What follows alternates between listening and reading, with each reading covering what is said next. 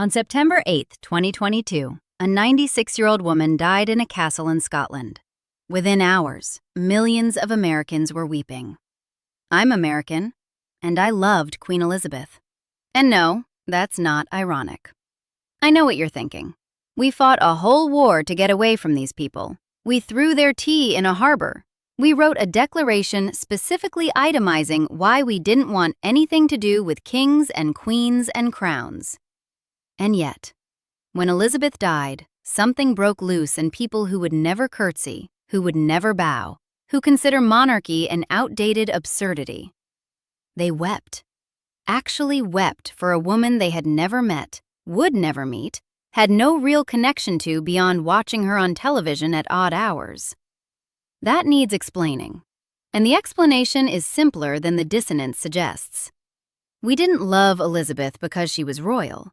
We loved her because she was good, because she was gracious, because she was strong, because she was stable when nothing else was. We loved her because she kept her promises for 70 years in a world that stopped keeping promises sometime around 1965. This isn't about crowns or castles or inherited titles. This is about character. And character is something Americans understand. We just don't see it very often anymore. So let me tell you about the woman behind the crown. Let me tell you why your love for her isn't ironic at all. It's the correct response to someone who earned it. Elizabeth Alexandra Mary Windsor was 13 years old when Britain declared war on Germany on September 3, 1939. 13. Think about what you were worried about at 13. Homework, friends, whether someone liked you back. Elizabeth was worried about whether German bombs would destroy her country before she grew up. Her father had never wanted to be king. George VI inherited the throne only because his brother Edward VIII abdicated in 1936 to marry Wallis Simpson, a scandal that rocked the monarchy and thrust a reluctant man with a severe stammer into the most public position in the British Empire. Now that reluctant king faced Adolf Hitler, and his teenage daughter watched everything.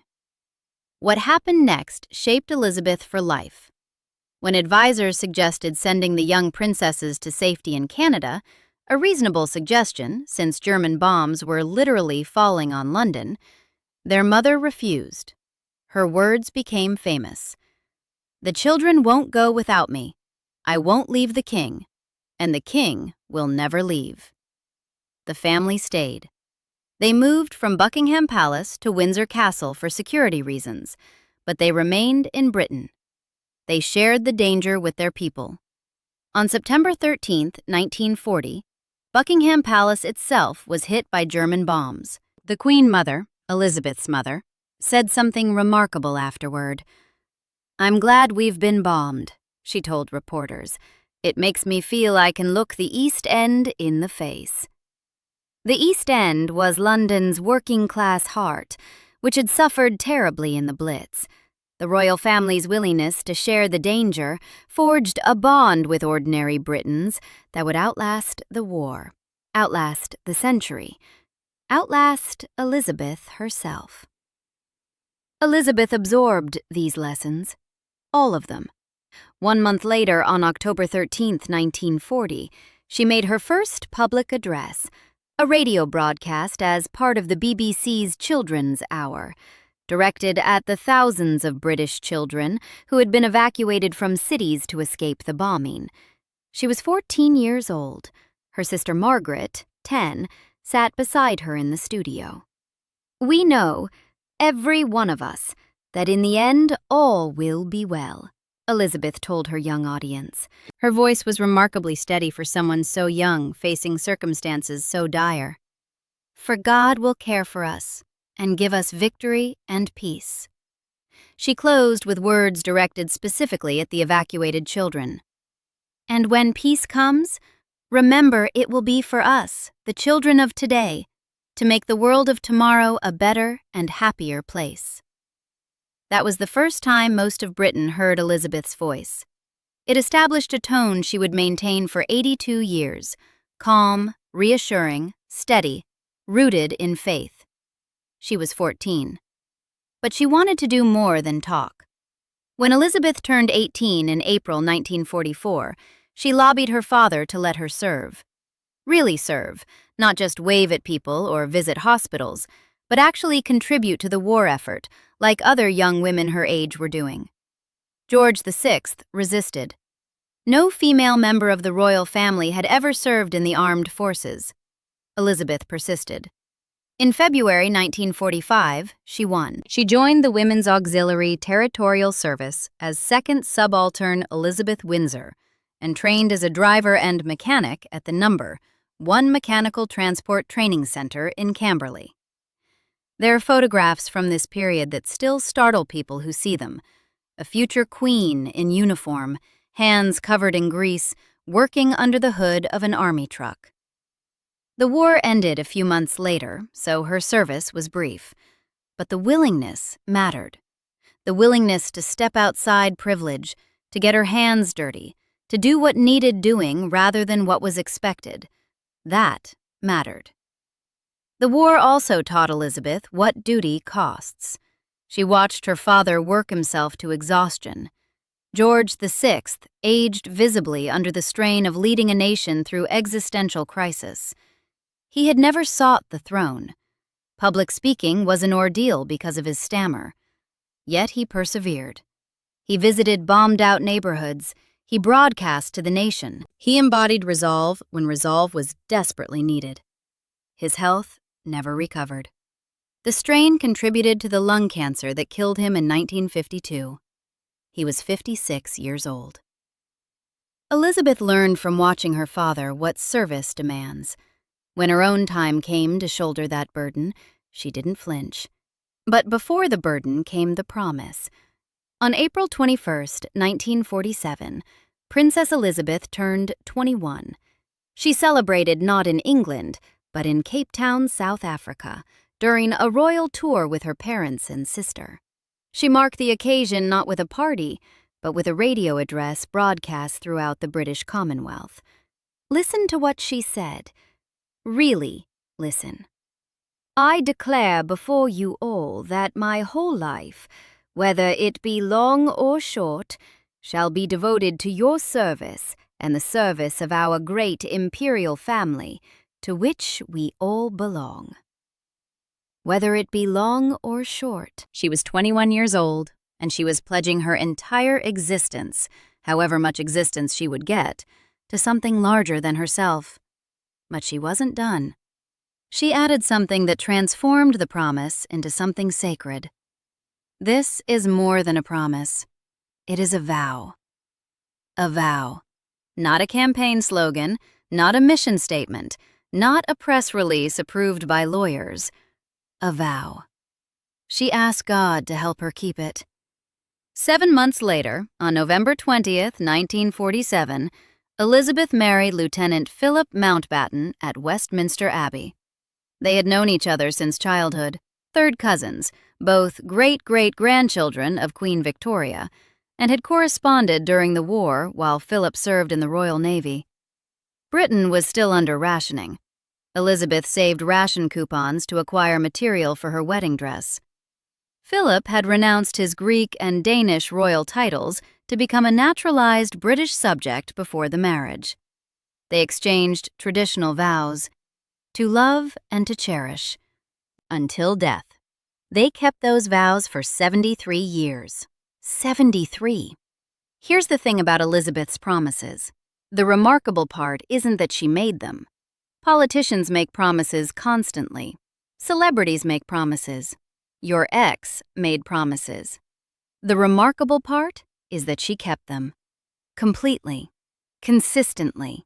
Until the very last breath left her body. In an age when political promises dissolve before the applause ends, when marriage vows have become suggestions rather than commitments, when institutions crumble and leaders fail, and the very concept of duty has become somehow quaint, Elizabeth kept her word. She didn't keep it for a season. She didn't keep it until it became inconvenient. She kept it for 70 years on the throne and 73 years in marriage to the same man.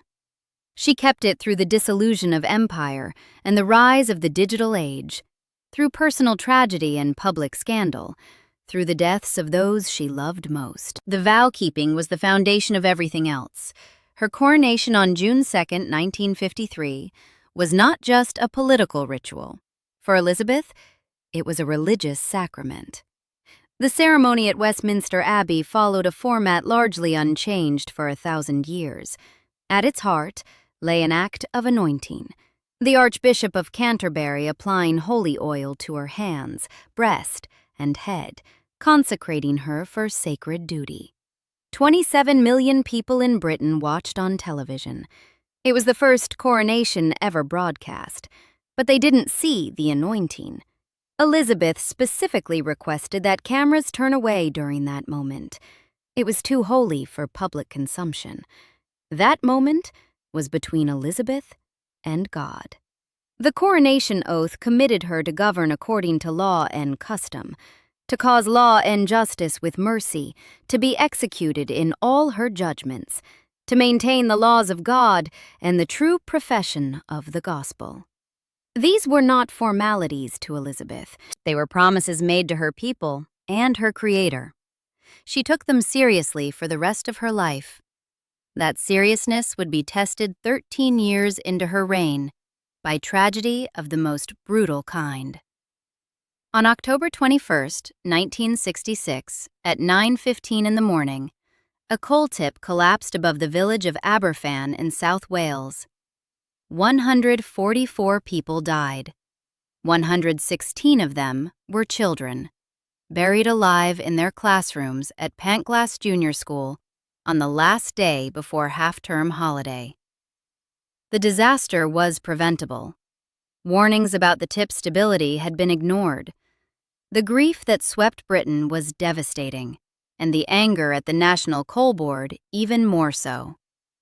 Elizabeth did not visit immediately. 8 days passed before she arrived in Aberfan on October 29th. That delay would haunt her for the rest of her life. In later years, she admitted it was her greatest regret, that she had waited, worried her presence would distract from rescue efforts, when the bereaved families had needed to see their queen. But when she finally came, something cracked. Photographs from that visit show Elizabeth weeping. Actually weeping. This was extraordinary. The woman who had been trained from childhood never to show emotion in public, who had maintained composure through every crisis, who embodied British reserve. She stood among the grieving parents of dead children, and she cried with them. She visited Aberfan 4 more times over the following decades. She never forgot those children. She never stopped grieving for them. That moment revealed something people sometimes missed about Elizabeth's reserve.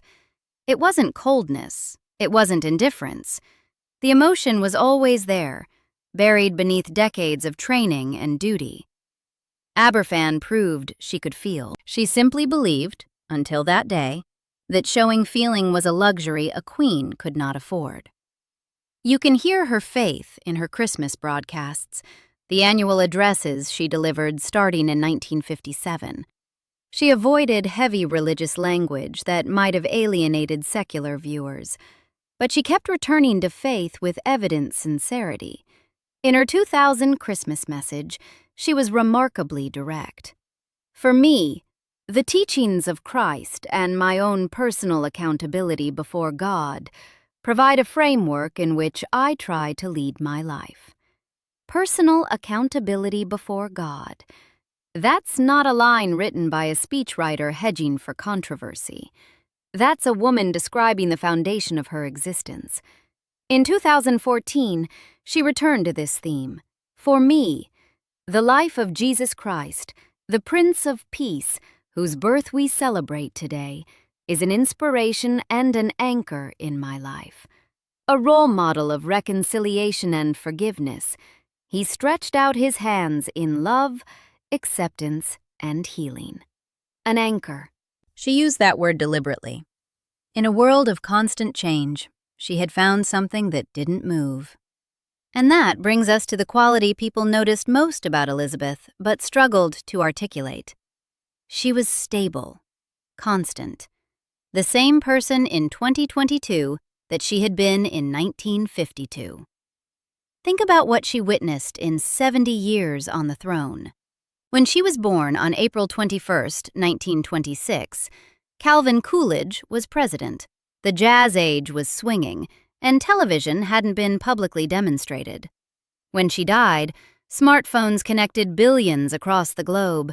Humans had walked on the moon. Robots had rolled across Mars. She saw the rise and fall of Soviet communism, the invention of nuclear weapons, the invention of the internet, the transformation of literally every aspect of daily life. The British Empire she was raised to inherit transformed completely during her reign. When she became queen in 1952, Britain still ruled a quarter of the world's population. By the time she died, the empire had become the Commonwealth of Nations, a voluntary association of 56 independent countries representing 2.4 billion people. Elizabeth navigated this transformation with remarkable grace. She traveled constantly in her early reign. The 1953 to 1954 Commonwealth Tour alone covered 43,000 miles over 6 months, visiting Bermuda, Jamaica, Fiji, Tonga, New Zealand, Australia, the Cocos Islands, Ceylon, Aden, Uganda, Malta, and Gibraltar. She was the first reigning British monarch to visit many of these places. She understood, perhaps better than many British politicians, that the old relationship couldn't survive. And rather than cling to colonial power, she worked to build something new, a partnership of equals united by shared history rather than subjugation. Former colonies that had fought for independence chose to remain in the Commonwealth under her leadership. That wasn't because they had to. It was because Elizabeth made them want to. 15 British prime ministers served during her reign, from Winston Churchill to Liz Truss. 14 American presidents held office during the same period. The world of 2022 bore almost no resemblance to the world of 1952. The Thatcher years tested her in ways few understood at the time. From 1979 to 1990, Margaret Thatcher served as Prime Minister, the longest-serving British PM of the 20th century, and a force of nature who dominated British politics completely. Reports of tension between Elizabeth and Thatcher surfaced repeatedly, particularly over Commonwealth issues. Thatcher opposed sanctions on apartheid South Africa. Elizabeth, deeply invested in Commonwealth unity, reportedly disagreed. When the Sunday Times published claims in 1986 that the Queen found Thatcher's policies uncaring, Buckingham Palace issued a rare denial, but the story persisted. Elizabeth never confirmed or denied her personal views. She couldn't. The constitutional monarch must remain above politics, even when politics becomes unbearable. She met with Thatcher every Tuesday for 11 years, maintained perfect discretion, and kept whatever opinions she had locked away where no journalist could find them. That kind of restraint takes a different kind of strength than speaking out. Americans sometimes struggle to appreciate this because our political culture rewards the loudest voice in the room.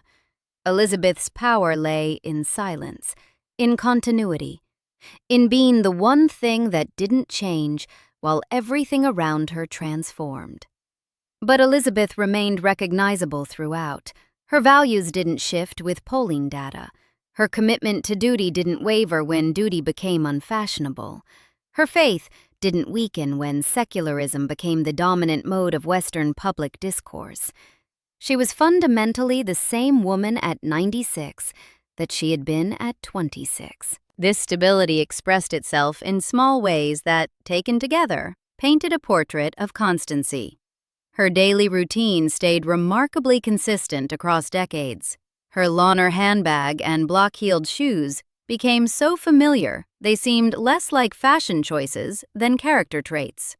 She kept corgis her entire adult life, breeding them from a lineage that began with Susan, a corgi given to her on her 18th birthday in 1944. Her Christmas broadcasts provided an annual touchstone. The format stayed essentially the same from 1957 onward. The themes stayed consistent too: gratitude, service, family, faith, hope. Watch her messages from different decades. The face ages, the clothing changes, the settings vary, but the voice and the values remain recognizable across time. That kind of constancy isn't weakness, it's strength. And it takes strength most people don't have. But don't mistake grace for softness. Behind the gentle manner lay steel. The year 1992 tested that steel like nothing before. Elizabeth herself called it her annus horribilis, her horrible year, in a speech that November. In those 12 months, 3 of her 4 children's marriages publicly collapsed. Prince Andrew and Sarah Ferguson separated in March.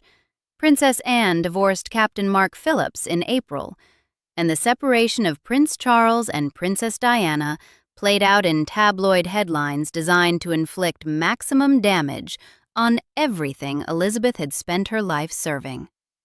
Then, on November 20th, fire swept through Windsor Castle. A spotlight ignited a curtain near the private chapel. The blaze destroyed or damaged more than 100 rooms, including 9 staterooms. Elizabeth arrived while the fire was still burning. She spent hours watching her family home consumed by flames. She developed a cold from standing in rain and ash that left her voice hoarse for days. 4 days later, voice still ragged, she gave her annus horribilis speech at Guildhall. She didn't complain, didn't demand sympathy. She simply acknowledged the difficulty and reaffirmed her commitment to continue forward. A lesser person might have crumbled. Elizabeth did not crumble. 5 years later came the greatest test. On August 31st, 1997, Diana, Princess of Wales, died in a Paris car crash. The week that followed nearly broke the monarchy. Elizabeth, following protocol and protective instinct, stayed at Balmoral in Scotland with her grandsons William and Harry, while grief-stricken crowds gathered outside Buckingham Palace in London. The empty flagpole above the palace became a symbol of perceived royal coldness. Protocol said, "The royal standard flies only when the sovereign is in residence." The public wanted visible mourning. They wanted their queen. The criticism was fierce, personal. Tabloid headlines demanded she return to London. Commentators questioned whether she understood public sentiment at all. And then she did something remarkable. She adapted. Elizabeth returned to London. She walked among the flowers piled outside the palace gates, reading cards left by mourners, acknowledging the depth of public grief. On September 5th, the eve of Diana's funeral, she gave a live television address, something she had done only a handful of times in 45 years on the throne. Speaking from Buckingham Palace, she praised Diana as a grandmother and acknowledged her as an exceptional and gifted human being. She spoke of Diana's work with the sick and dying, her devotion to her sons, her warmth and kindness. The address wasn't defensive, wasn't self-justifying. It was gracious and genuine and perfectly pitched to meet the moment. The strength required to make that pivot, to acknowledge publicly that her initial instincts had failed extraordinary circumstances, was arguably greater than the strength required to maintain her original position. That's the steel beneath the grace, the ability to absorb blow after blow without breaking, the ability to face loss and criticism and betrayal while maintaining her footing, the strength to change when change is needed without abandoning who you are. And here's something Americans often forget. Elizabeth met every single U.S. president during her reign except one, Lyndon Johnson, and that was merely a scheduling matter. From Truman to Biden, Republicans and Democrats, hawks and doves, scandals and triumphs, she met them all. She treated them all with the same dignity. She kept whatever opinions she had to herself, which must have required extraordinary discipline given the parade of characters who have occupied the Oval Office.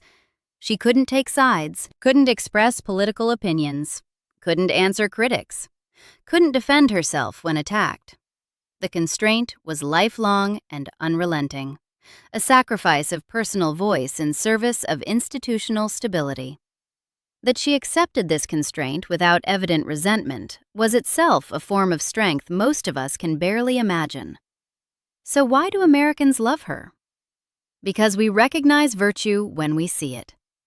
Even if we don't have a monarch, even if we wouldn't want one, we know what gracious looks like. We know what strong looks like. We know what stable looks like. And we know how rare those qualities are in anyone, let alone someone who held them for 70 years under constant public scrutiny. We live in a country where politicians break campaign promises before they're finished making them, where celebrities divorce their third spouse while lecturing us about commitment, where institutions crumble and nobody seems capable of fixing them, where the very concept of keeping your word has become something to mock rather than honor.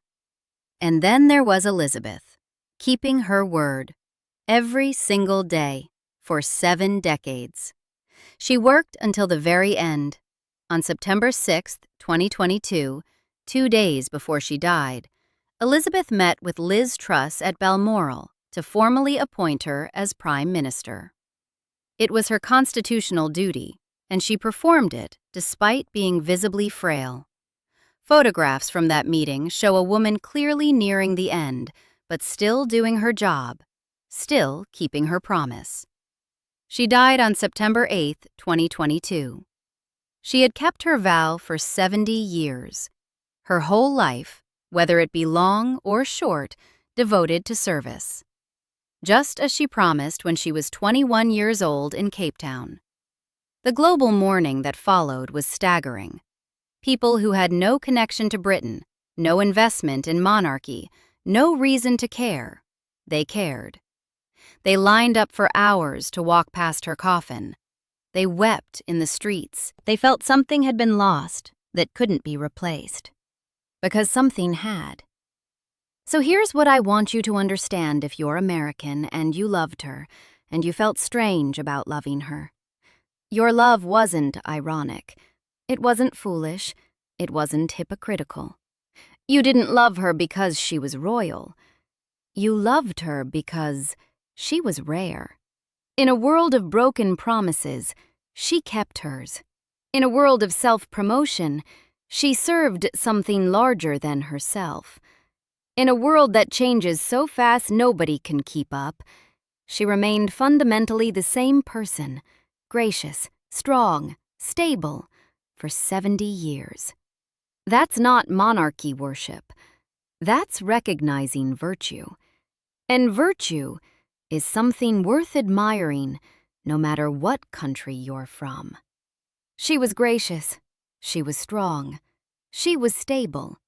She kept her vows for 70 years when the world around her broke every promise it made. That's why you loved her. And you were right to. Subscribe for more stories like this.